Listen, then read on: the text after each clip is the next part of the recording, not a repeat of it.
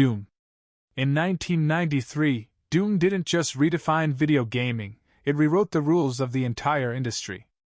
And the secret wasn't the demons, or the weapons, or the music, it was the engine. The Doom engine wasn't just ahead of its time, it created the time everyone else had to catch up to. In the early 90s, PCs were painfully weak. Games were slow, flat, and usually locked to a grid. Then Doom appeared. Fast, fluid, terrifying, and running like black magic on hardware that technically shouldn't have been able to handle it. Here's the twist. Doom wasn't truly 3D. John Carmack built a 2.5D renderer that pretended to be 3D. And it ran circles around real 3D tech for the time. Doom faked height, lighting, perspective, and depth so efficiently. It looked better than competing engines using real 3D math. The Doom engine proved something crucial. Smart engineering beats raw power. The Doom engine did something revolutionary. It separated game data into WAD files, making levels, textures, and sounds easy to edit and replace. Modding wasn't just allowed. It was encouraged. Without Doom's engine design, we wouldn't have games like Team Fortress, Counter-Strike, DayZ, Garry's Mod, Brutal Doom, entire communities that still exist today. The Doom engine made games moddable. And modders made the future of gaming. Before Doom, multiplayer was either turn-based or local. Doom introduced deathmatch, competitive fragging, online co-op, LAN parties, network architecture that modern games still use. Every shooter, Halo, Call of Duty, Battlefield, and Valorant traces its multiplayer DNA back to the Doom engine. It wasn't just technology. It was culture. Doom turned gaming into a shared experience. A networked world, years before the internet was mainstream. The Doom engine became the gold standard for game development logic. Because it was clean, understandable, open, and shockingly elegant. Quake. In 1996, its software released Quake. And in that moment players took their first step forward, changing gaming forever. The Quake engine wasn't just an upgrade from Doom. It was a new era of technology. A leap so huge that every modern 3D game still stands on its shoulders. Before Quake, games faked 3D. Walls were flat. Enemies were sprites. Levels had no real verticality. Quake said, "Forget faking it. Let's build a real world.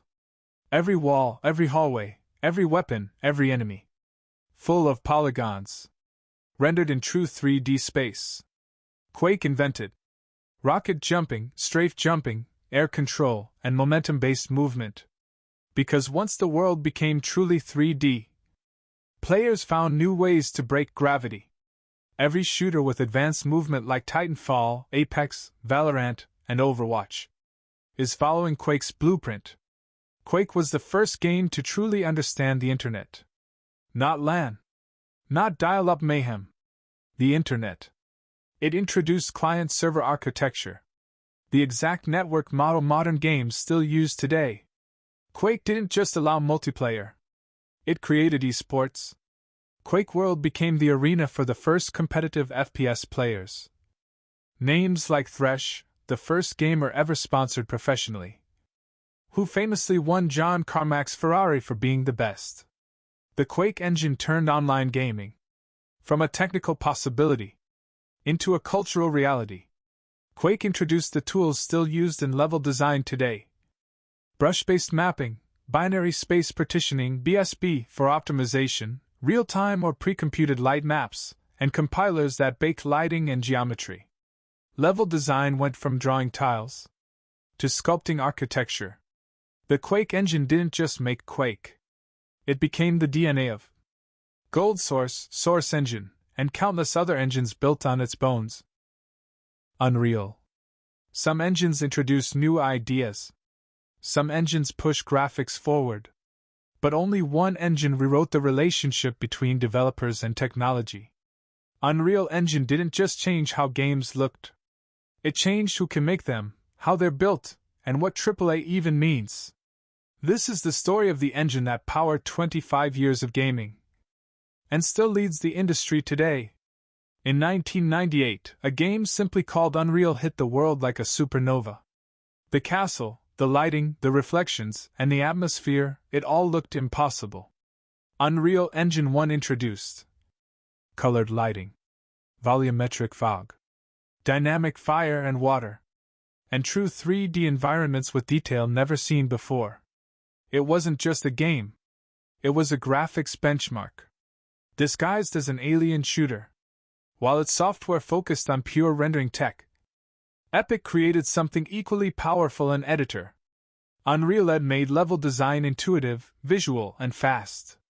For the first time, you didn't need to be a systems engineer to build a world.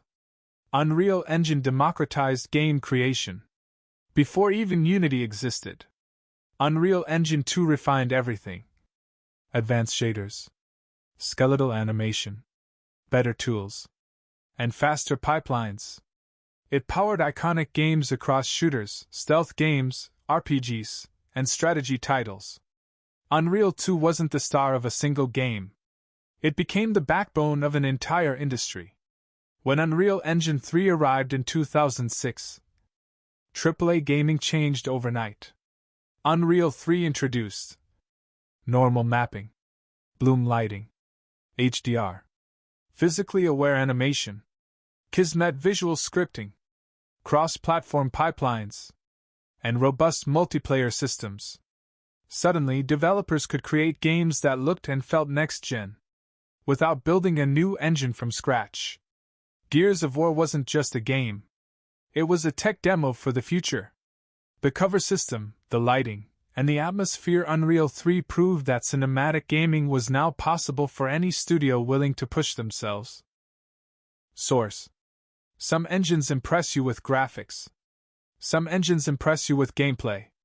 But very few engines change how games tell stories, how worlds feel, and how players move through them. Valve's Source Engine did all three.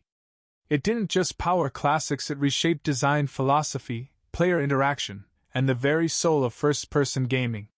When Half-Life 2 launched in 2004, every player remembers the same moment. The first time they picked up the gravity gun. It wasn't just a weapon. It was a promise. A signal that the world was not background, it was a system. Source changed everything by treating physics not as just nice visuals but as gameplay logic. Every object had weight. Every crate had friction. Every explosion pushed debris realistically. This wasn't scripted animation. It was simulation, real-time, reactive, unpredictable. Without the Source Engine, you don't get Portal's momentum, Garry's Mod sandbox freedom, Ravenholm's physics puzzles, and realistic object interactions in modern games. Source made physicality a core part of game design. Source wasn't just a physics engine. It was a storytelling engine. City 17 remains one of the most grounded, haunting, and believable game worlds ever created because it was built using Source's real-time facial animation, scripted sequences, and immersive environmental design. Valve didn't need cutscenes. Source let them tell the story while you played it. NPCs reacted. Scenes unfolded around you. The game flowed without breaking character. Source introduced facial animation so advanced that characters felt alive in a way games had never achieved before. In 2007, Team Fortress 2 proved something incredible. That an engine doesn't need cutting-edge graphics to deliver cutting-edge style. Source's animation system allowed TF2 to sell humor through motion. TF2 wasn't just gameplay. It was character design evolved. Unity. Some engines change graphics. Some engines change gameplay. But Unity did something bigger. Unity changed who gets to make games. It took creation once locked behind degree programs, studios, and money and turned it into something anyone with a laptop and a dream could participate in. Unity didn't democratize development. It detonated the gates. In 2005, game engines were expensive, complicated, and inaccessible. Unreal cost millions. Proprietary engines required huge teams. Then Unity appeared, an engine designed, from day one, for small teams, solo developers, and beginners. Unity wasn't trying to be the best-looking engine. It was trying to be the most approachable. Clean interface. Simple workflows. Instant previews. Affordable licensing. Cross-platform support. It wasn't just a tool. It was an invitation. Unity's editor wasn't intimidating. It felt like a digital workshop. Drop objects, adjust values, hit play, test instantly. No complicated setups. No overnight compiles. No massive learning curve. Unity lets you experiment at the speed of imagination. One click. One build. Every platform. Unity standardized the idea of cross-platform deployment. iOS, Android, Windows, Mac, web, consoles, VR, and AR. This didn't just change engines. It changed the entire mobile gaming revolution. In 2010, Unity launched something radical. The Unity Asset Store. Suddenly, artists, coders, musicians, and designers could sell and share modules with each other. Need a character? Just get one. Need developer programs? Download a plugin. Need a terrain tool? Someone already built it. Unity turned game development from a solitary craft into a global collaboration. Unity became the engine behind some of the most iconic, creative, and genre-defining titles in modern gaming. CryEngine.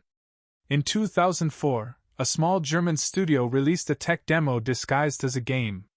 In 2007, they released Crysis, a title so advanced that it became a myth. PCs melted. GPUs begged for mercy. And overnight, CryEngine became the measuring stick for all of gaming. This is the story of the engine that didn't just push graphics forward, it punched a hole straight through the future. The first CryEngine appeared in Far Cry, a game that looked one console generation ahead of everything else. Crytek did the unthinkable. They built environments so open, so lush, so real, that players felt like they had stepped into a simulation instead of a shooter. Then came Crysis, the engine that became a question. Can your PC run it? CryEngine 2 introduced real-time global illumination, subsurface scattering, volumetric lighting, advanced water shaders, huge open environments, destructible buildings, high-density foliage, and dynamic days/night cycles. Everything like water, shadows, vegetation, and explosions looked a decade ahead of its time. Most engines pushed graphics. CryEngine pushed perception. CryEngine introduced volumetric lighting so convincing that it looked like nature itself was rendering the frame. CryEngine simulated how materials reacted to light long before physically based rendering became the norm. Metal shined correctly. Skin absorbed light. Water refracted realistically. Rock had texture you could feel. No engine matched CryEngine's water simulation. Even today, Crysis Water looks better than many modern titles. CryEngine didn't treat destruction as spectacle. It treated it as a mechanic. Buildings collapsed realistically. Foliage reacted to explosions. Cover didn't just break, it changed the battlefield. The nanosuit wasn't just a power fantasy. Frostbite. Some engines focus on graphics. Some engines focus on accessibility. But Frostbite? Frostbite is an engine built on one idea. What if the battlefield was alive? Not static. Not decorative. But a world that responds violently, beautifully, and dynamically. Frostbite didn't just power games. It powered chaos. And it changed the FPS landscape forever. In 2008, DICE introduced a new engine with a new belief. Destruction should be gameplay. Frostbite 1 brought fully destructible buildings, breakable walls, collapsing roofs, and cover that didn't just disappear. It changed the fight. Every bullet carved the world. Every tank shot redefined the map. Every explosion rewrote the rules of engagement. Other engines simulated worlds. Frostbite pulverized them. Battlefield 3 was the moment Frostbite arrived. It introduced physically based lighting, real volumetric smoke, dense cities and massive landscapes, improved destruction, unmatched audio simulation, and incredibly fluid animation. BF3 didn't just look better. It felt better. The shots sounded deeper. The buildings felt heavier. The world moved with purpose. Frostbite's audio system recreated sound with terrifying accuracy. Gunshots echoed realistically. Explosions rippled between valleys. Jets howled across the sky. It wasn't just heard. It was felt. Frostbite was designed for scale, not small firefights. It enabled colossal open maps, dynamically shifting weather, physics-driven destruction, and synchronized chaos across 64-player battles. This wasn't pre-scripted. It was simulation. Battlefield 4's destruction proved Frostbite's ambition. Maps didn't just look different over time, they became different. A tower collapsing changed the skyline. A flood changed the routes. The battlefield evolved as a direct result of player actions. EA didn't want Frostbite to power one franchise. Renderware. Some engines change everything from the shadows. Quietly. Silently. Relentlessly. Renderware wasn't a household name. It wasn't flashy. It wasn't marketed. But it powered an entire generation of games, some of the biggest, some of the boldest, and most influential titles ever created. This is the story of the engine that built the PlayStation 2 era. When the PlayStation 2 launched, game development was chaos. Hardware was powerful but complex. Studios struggled with tight deadlines, new tech, and rising expectations. Enter Renderware, a universal engine designed to tame the PS2's complexity and give studios a foundation they could trust. Renderware allowed developers to build massive open worlds, high-speed racers, and cinematic action games at a pace the industry had never seen before. It didn't just support the PS2 era, it held it together. Renderware's biggest achievement: Grand Theft Auto 3. Rockstar needed an engine that could handle a dense 3D city, dynamic cars, AI pedestrians, and a sandbox structure that had never been attempted before. Vice City added atmosphere. San Andreas added ambition. 3 cities. Highways. Countryside. Towns. Minigames. Vehicles that actually felt weighty. Renderware made it possible. It was the silent partner behind the biggest open worlds of the 2000s. If GTA was Renderware's masterpiece, Burnout was its flex. Burnout 3 and Burnout Revenge pushed Renderware to absurd limits. Blistering speed. Real-time crash physics. Thousands of particles. Deforming cars. And massive city tracks. These games looked and felt a generation ahead of everything else on consoles. Renderware's optimized systems allowed Criterion to simulate destruction at high speed on hardware that should not have handled it.